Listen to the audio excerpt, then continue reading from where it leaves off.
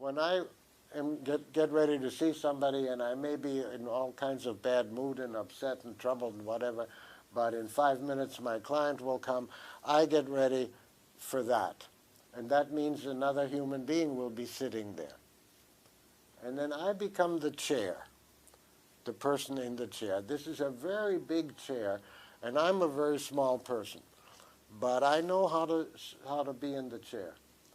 So then I take all my own stuff that's been bothering me and I put it here, and I take all the methods that I know and I put them there, and I am armed, right? I know a lot of methods, I know a lot of things I could do, so I won't be stuck, don't worry, but here's my armament, and then I'm open. And then somebody is sitting there, and I'm open, I'm waiting for them. They're somebody. And they live in a world that's skewed to mine. It's different. And so I'm waiting. And what am I doing when I'm waiting? Am I relating or am I focusing? Right? Just like I, as a client, when I walked in the room and I was already different, was I relating or was I focusing? Don't divide that. That doesn't make any sense. So then I am relating directly. Now my client may or may not be able to relate directly, may or may not be able to look at me even. May be like I was as a client, too shy to do any kind of overt thing. But that doesn't matter. I'm here, and I know there's somebody in there.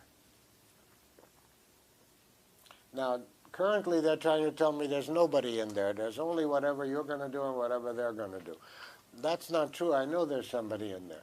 And I know there's somebody way in there, even if it may take a long time for that person to get in touch with those levels inside. And until they do, we aren't really going to know a whole lot. Would you grant? I mean, this person's going to tell me their world, and that's a lot, and I have to learn it. But in terms of what's really wrong, we're not going to hear from because what's really wrong is always around the corner and then again around the corner and then down a little and then around that corner. And unless you go those steps, you don't really know. Because each person is this unique world that's beyond the common world. So I am relating to the person in there from the start. And what do I do? Well, whatever I think is helpful. So routinely, while I don't know anything, I want to respond mostly reflectively so that this person has the experience of being seen. And since nobody does that, if I do it well and if I'm lucky, the person will go home even after the first interview and say, huh, they may not have any words for it, but there will be some kind of implicit effect. And I want that all the time. But then again, I may not only reflect, because only reflect is making a method out of listening. You see, I'm client-centered. You come here, you're going to get back whatever you say. That's all I do. If you don't like it, go somewhere else. No, that's not listening. Listening is listening for the person in there. And so when something comes from there that says, I don't know, something that may move me to say something quite unusual or quite unlistening, unreflectively. And then I also know that when I say those things from me, and like I thought yesterday, if I'm going to demonstrate with somebody, you'll see this right away. Because the first thing I do when I demonstrate with somebody in front of a big group is I relate to them in terms of trying to make them comfortable.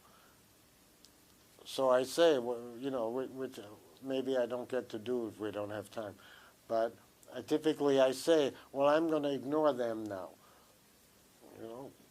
and various other things like that. And I say, you don't have to say everything. What comes in you, keep it for yourself and say only the part that you want. And right away you see a person go, easing there when they come all tense to demonstrate with me. So what am I doing there? I'm not reflecting, right? I'm not stating back what they said. I'm saying me and where I am and letting the person get a feel of me and where I am. And then if what I said was wrong, then I find for years now, almost all the years I've practiced, I find that doing something wrong, if you can catch it, if you know it was wrong, it's better than if you hadn't done it, because you go to try to fix it. And first you fix it by understanding it. Oh, I see. To you that meant da-da-da-da-da-da. Well, I didn't know that, but I see now. Oh, yeah. And then I may even fix it further and go further steps with it, so that I am no longer, well, I don't know that I ever was, worried about doing the wrong thing. But I do have a hangover from client-centered therapy of being still relatively shy. Like, I'll let a silence go for a long time, but then again I don't, so that's not right either. I don't let a silence go for a long time. I want to be clear in the silence that we are connected. So if we're silent and the person is clearly moving inside, oh, then I'm satisfied. But if the person is looking around for sort of help me, I'm stuck, I'm not going to leave them there, right? Whatever I say, you know, it doesn't go any further, or are you stuck, or was that bad what we did, or something or other. And then whatever I say is bound to be wrong. I'm not interested in saying something right. I'm interested in getting something right from the person. So this is my chief point, really. There is a person there, and if you will listen, you can tell that what comes from the person back at whatever you said is that's them. And what you said was just an invitation to them, or reaching for them, or looking for them, or whatever it is. Anything I ever say is like that. Then when I hear back, oh, well, then I know better, right? Then I've heard from them. So I'm denying that there is no person there, and that what we're doing or being is some kind of co-created product of the two of us. I'm saying, yeah, it takes the two of us. It takes me to say something so that something will come back. But that what comes back lets me know where we are. Now, suppose I say something new that wasn't part of what my client had thought, and I teach all my clients indirectly by, you know, if I say something and then they're sort of saying, well, that isn't quite right, and then again you see why it isn't quite right is because I just wave that away. I say, never mind, don't get stuck with what I said. What should be said? And so after a while, my clients do this too. I start to say something that's not right, and they go. Because they know that I'm not interested in what I'm saying. I'm interested in what is actually there. On the other hand, when I say something surprising and different than they had, but it's right, and my client says, oh, yeah, da-da-da-da-da-da, right? Then what I said becomes their own. Then often, with relief, I will say, oh, well, if it's right, I'll say it again, you know, and I do. Because if it's right, then we want to stay there for a minute, not run onto something else. So my point is that even if I contribute the content, even if I contribute the interpretation, the content, or whatever you want to call it, when it's right, it becomes my client's own. And if it doesn't do that, then it doesn't take. So then it was just an invitation. Then I say, well, what would be right? You know, go see. And then if they can go see, they do that. They go see. And if go see doesn't mean anything to them, well, then we go on some other way.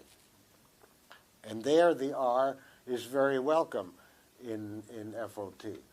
Because the more things that we can do when somebody is not able to go in like that, the better.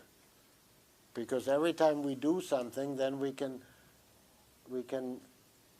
point to where they were in touch with themselves. So focusing is a broad thing. And instructing people to focus is a very narrow thing. And mostly in therapy, I don't do it. I don't instruct people to focus. I invite them. I say, what comes here when you say that? And that to me is a huge, wonderful thing that works with half the people, and I recommend it highly to you, whatever your orientation is. If you wish your patient would go in and be more in touch, just say, what comes to you here as you say that? And then half the people will go right down, including very upset people and inner city children and all kinds of nonverbal people. They will go right here and be surprised that you care about it if it's the first time you've said that. But they will go right there, and your whole therapy will deepen immediately. The other half of a typical patient load will say, what? And so you say, never mind, because it doesn't mean anything to them to say what comes to you here, you know. But you can get away with it once. But of course, if you start to push it, don't. That's not therapy. Then you're not responding to this person here.